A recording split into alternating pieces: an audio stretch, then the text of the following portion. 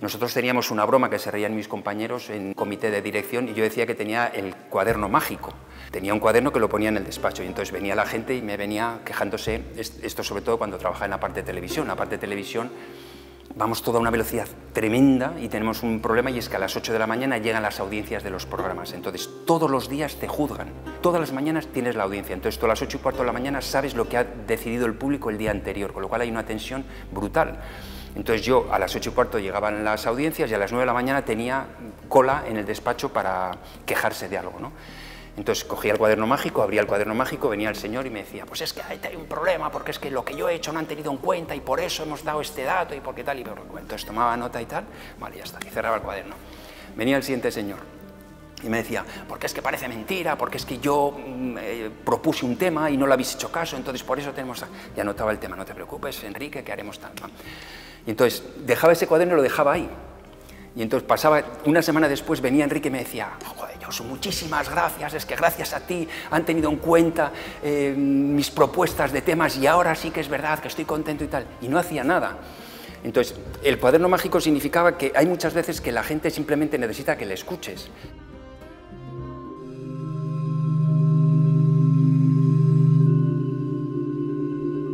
Los egos intervienen mucho en las organizaciones, entonces a medida que escalas en la jerarquía de una empresa, el ego crece con tu trabajo y entonces los egos a veces no nos dejan entender bien qué es lo que está pasando por detrás. El ego es un factor muy complicado en una organización.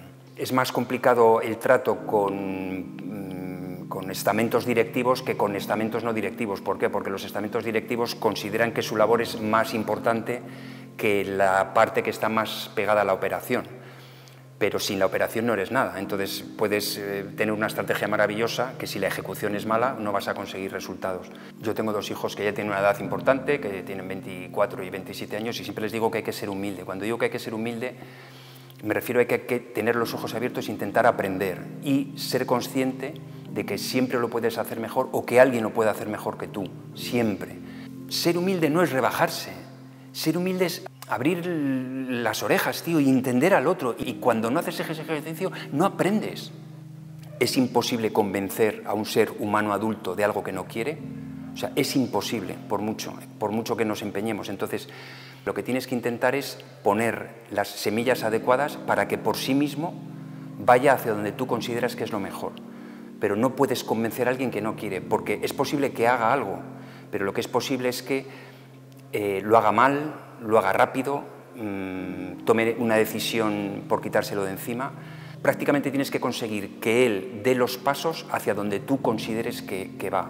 Yo creo que de alguna forma es la clave, ¿no? Pero es muy complicado convencer a un ser humano adulto. Yo creo que no se puede hacer. O sea, lo que tienes que hacer es intentar cambiar su marco de pensamiento. O sea, para mí esa es la clave. Es algo que tiene mucha más profundidad. Tienes que ser consciente de lo que está pasando, ver sus creencias, ver los beneficios y las objeciones que él pone a lo que está pasando y a partir de ahí jugar, que requiere tiempo, para que pueda ser que sus creencias las cambie porque tú le has sembrado otras semillas, jugar con los beneficios que él puede y la organización puede tener y de alguna forma resolver las objeciones o los problemas que él puede esgrimir.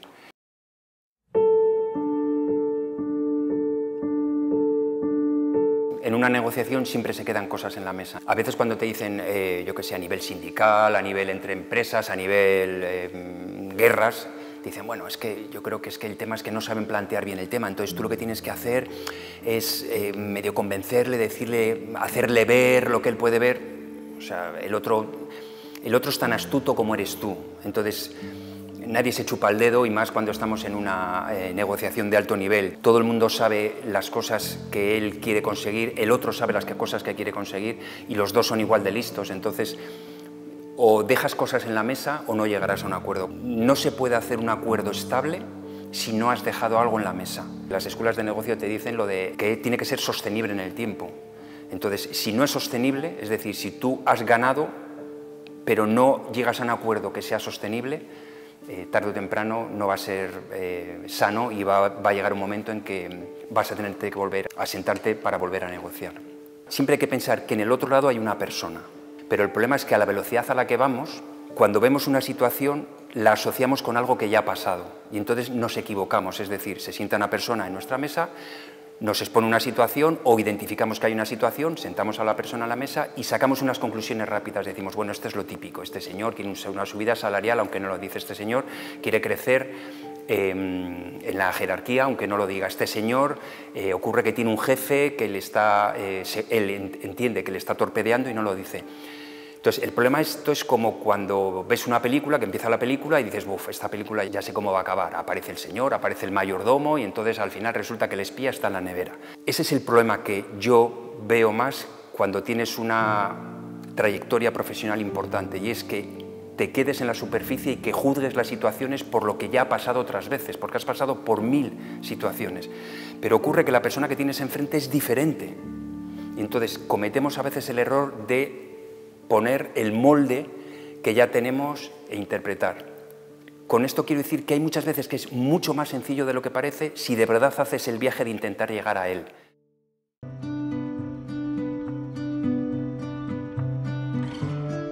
No siempre se llega a un acuerdo.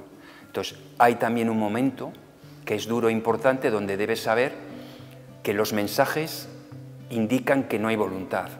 Entonces, o intentas ver si efectivamente esa voluntad se cambia o directamente lo que tienes que hacer es recoger rápido para que el desgaste sea el menor posible. Tampoco creo que se dice, pero hay veces que en una organización hay que hacer cirugía y cuando digo cirugía es que hay que intentar que el paciente no se desangre. Entonces, cuando identificas que ya no tiene sentido esperar más, conviene ser rápido. Casi es peor a veces cuando no reconocen que no quieren llegar al acuerdo. O sea, es casi mucho peor cuando alguien aparentemente quiere llegar al acuerdo, pero sus hechos demuestran que no. Hay que percibir eso también. Entonces, eso también, en el caso mío, tengo la ventaja de que ya son muchos años. Entonces, si percibes que realmente lo que hay detrás no coincide con lo que dice y percibes que lo que hay detrás no tiene voluntad de llegar al acuerdo, y además lo demuestra con respuestas a las propuestas que haces por tu parte, a las cesiones que tú haces que no hay por la otra parte, un poco lo que decía antes, tienes que dejarte cosas en la mesa, pero por otro lado no puede una parte dejar todo y la otra no dejar nada. Eso no hay un equilibrio, y si no hay un equilibrio en una negociación, esa negociación acabará saltando por los aires pasado poco tiempo. Entonces, cuando ya identificas, no solo por los hechos notables, sino por lo que está en la parte de atrás, que no hay solución, hay que tomar una decisión y es, hasta aquí hemos llegado, A va para un sitio, B va para otro y hay que pasar página. Y tienes que intentar que los daños sean los mínimos posibles.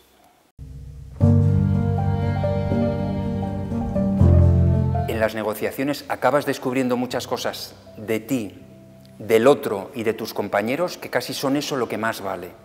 Porque acabas conociendo cosas de ti que posiblemente no sabías, acabas reconociendo virtudes sobre todo de otros compañeros que no conocías. Para mí es muy importante ser respetuoso. Yo tengo una ventaja en este tema, que soy de Bilbao y somos muy respetuosos con el esfuerzo ajeno. Soy del Athletic Bilbao, con lo cual nunca ganamos grandes cosas, pero lo hacemos muy bien, ¿no? Entonces, esto es una parte que va en mi forma de hacer las cosas. Hay que ser muy respetuoso con el esfuerzo ajeno. Y entonces, cuando alguien está sentado de verdad con sus razones, honestamente, para negociar algo, hay que ser muy respetuoso. Ganar una guerra no es matar a todos. Ganar una guerra es que alguien ha conseguido algo mejor que otro, pero no significa que hay que acabar con todo lo que representa la otra parte. Para aprender a negociar debemos de alguna forma ver lo que está pasando ahora mismo en las parejas que se separan, ver lo que no se debe hacer, que es exactamente lo que estamos viendo, porque al final ninguna de las dos partes acaba satisfecha. O sea, al final llega un momento que prácticamente se están tomando decisiones para hacer daño al otro. Esto por fastidiar, esto porque tú no lo tengas, esto por no sé qué, el perro que tenemos en común, y ahora voy a por el perro cuando sé que estás con tu nueva pareja, y ahora no sé qué tal, y si luego ya hay hijos por el medio, ya es tremendo. Entonces, toda situación en la vida tiene dos interpretaciones al menos.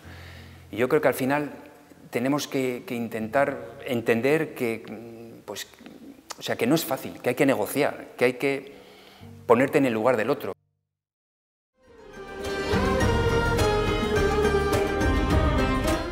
Equilibrio, trabajo y sensibilidad posiblemente.